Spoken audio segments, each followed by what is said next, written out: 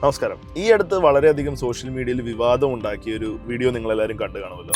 RJ അന്തു എന്നൊരു media പ്രൊഫഷണലിന് കയ്യിൽ ഒരു ഫ്രാക്ചർ ഉണ്ടാവുകയും അതിന്റെ ചികിത്സയെ ചുറ്റിപ്പറ്റി ഒരുപാട് കൺഫ്യൂഷൻസ് ഉണ്ടാവുകയും ചെയ്തിരുന്നു. ഇതിനുശേഷം എന്നോട് ഒരുപാട് ഫ്രണ്ട്സും റിലേറ്റീവ്സും ഒക്കെ ചോദിക്കേണ്ടത് എന്താണ് ഈ ഡിസ്പ്ലേസ്ഡ് ഇൻട്രാർട്ടിക്കുലർ ഫ്രാക്ചർ, എന്താണ് ഇതിന്റെ ശരിക്കുമുള്ള ചികിത്സ? നമുക്ക് ഇതിനെപ്പറ്റി ഒന്ന് ഡിസ്കസ് ചെയ്യാം. നമസ്കാരം, ഞാൻ ഡോക്ടർ വിവേക് വിജയകുമാർ, ഓർത്തോപെഡിക് സർജനാണ്. ഇൻട്രാ ആർട്ടിക്കുലർ ഫ്രാക്ചർ എന്ന് പറയുന്നത് ജോയിന്റിന്റെ അകത്ത് വരുന്ന ഒരു ഫ്രാക്ചറാണ്. അതായത് കൈയുടെ കുഴ, റിസ്റ്റ് ജോയിന്റ് എന്ന് പറയുന്ന കുഴയുടെ അകത്ത് വരുന്ന ഒരു ഫ്രാക്ചറാണ്. നമ്മുടെ ശരീരത്തിൽ ഒട്ടനവധി ജോയിന്റ്സ് ഉണ്ട്. ഈ ജോയിന്റ്സ് എല്ലാം വളരെ സ്മൂത്ത് ആയിട്ടുള്ള സർഫസ് ഉള്ളവയാണ്. തരുണാസ്ഥി അഥവാ കാർട്ടിലേജ് എന്ന് പറയുന്ന ഒരു കവറിങ് എല്ലാ ജോയിന്റ്സിനും ഉണ്ട്. അപ്പോൾ ഇൻട്രാ ആർട്ടിക്കുലർ ഫ്രാക്ചർ എന്ന് പറയുമ്പോൾ ഈ സ്മൂത്ത് ആയിട്ടുള്ള സർഫസിനെ ഡിസ്റപ്റ്റ് ചെയ്തുകൊണ്ട് അല്ലെങ്കിൽ പൊട്ടിച്ചുകൊണ്ടുള്ള ഒരു ഫ്രാക്ചറാണ്. ഡിസ്പ്ലേസ്ഡ് എന്ന് പറഞ്ഞാൽ ഫ്രാക്ചർ പൊട്ടിയെന്ന് മാത്രമല്ല, പൊട്ടിയ പീസുകൾ മാറിയുമാണ് കിടക്കുന്നത്. അതാണ് ഡിസ്പ്ലേസ്ഡ് ഇൻട്രാ ആർട്ടിക്കുലർ ഫ്രാക്ചർ. ഈ ജോയിന്റ് പൂർവാധികം രീതിയിൽ ഫംഗ്ഷൻ ചെയ്യണമെന്നുണ്ടെങ്കിൽ ഈ ഡിസ്പ്ലേസ്ഡ് ഫ്രാഗ്മെന്റ്സ് എല്ലാം അതിന്റെ പഴയ സ്ഥാനത്തിരുന്ന് എല്ല് കൂടി ചേരണം. എന്നാലേ മൂവ്മെന്റ് വളരെ ഫ്രീ ആയിട്ട് നടക്കുകയുള്ളൂ. പെയിൻ ഇല്ലാതെയും ആർത്രൈറ്റിസ് ഇല്ലാതെയും മുന്നോട്ട് പോകാൻ പറ്റും. ഇനി അന്തുവിന്റെ കേസിൽ എന്താണ് സംഭവിച്ചത് നമുക്ക് നോക്കാം. അത് ഷെയർ ചെയ്തിട്ടുള്ള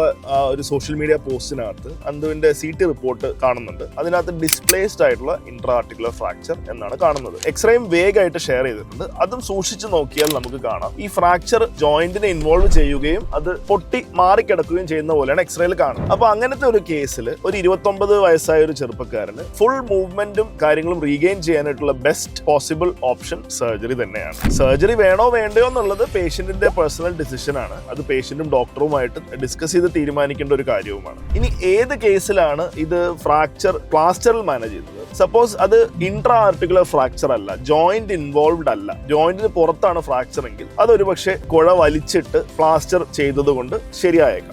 ഇനി അതൊരു ഇൻട്രാ ആർട്ടിക്കുലർ ഫ്രാക്ചർ തന്നെയാണ്, പക്ഷെ ഡിസ്പ്ലേസ് ആയിട്ടില്ല. അതായത് കുഴയുടെ അകത്ത് പൊട്ടലുണ്ട്, പക്ഷെ പൊട്ടി മാറി നിൽക്കുന്നില്ല. അങ്ങനെയാണെങ്കിൽ വളരെ റെയർ കേസസിൽ പ്ലാസ്റ്റർ മാത്രമായിട്ട് മാനേജ് ചെയ്യാൻ പറ്റാറുണ്ട്. പക്ഷെ ഇത് രണ്ടും അല്ലാത്ത സ്ഥിതിയിൽ പ്ലാസ്റ്റർ ആയിട്ട് മാനേജ് ചെയ്യുന്നത് പിന്നീട് കോംപ്ലിക്കേഷൻ ഉണ്ടാക്കാനും കൈയുടെ ഉപയോഗശേഷി കുറയ്ക്കുവാനും സാധ്യതയുണ്ട്. ഒരു ഓർത്തോപെഡിക് സർജൻ എന്ന നിലയിൽ എൻ്റെ ഒരു കാഴ്ചപ്പാട് ഇദ്ദേഹത്തിന്റെ കേസിൽ ഇതാണ്. പക്ഷെ ഡെഫിനറ്റ്ലി പേഷ്യന്റിനെ ഞാൻ കണ്ടിട്ടില്ല, ആ ഒരു സിറ്റുവേഷൻ അറിയില്ല, സോഫ്റ്റ് ടിഷ്യൂസ് കണ്ടിട്ടില്ല, സ്കിന്നിന്റെ മുകളിൽ മുറിവുണ്ടോ എന്ന് അറിയില്ല. അതുകൊണ്ട് ഇതിൽ ഇദ്ദേഹത്തിന് എന്ത് ട്രീറ്റ്മെന്റ് വേണമെന്ന് കമന്റ് ചെയ്യാൻ വേണ്ടിയിട്ടല്ല ഞാൻ ഈ വീഡിയോ ചെയ്യുന്നത്. പക്ഷേ ഒരുപാട് പേരുടെ മനസ്സിലുള്ള ഒരു ഡൗട്ട്, ഈ ഡിസ്പ്ലേസ്ഡ് ഇൻട്രാർട്ടിക്കുലർ ഫ്രാക്ചറിന് ഓപ്പറേഷൻ ശരിക്കും ആവശ്യമായിട്ടുണ്ടോ എന്നൊക്കെയുള്ള ഡൗട്ട് ക്ലിയർ ചെയ്യാൻ വേണ്ടിയിട്ടാണ് ഈ വീഡിയോ ചെയ്യുന്നത് കേട്ടോ. Thank you.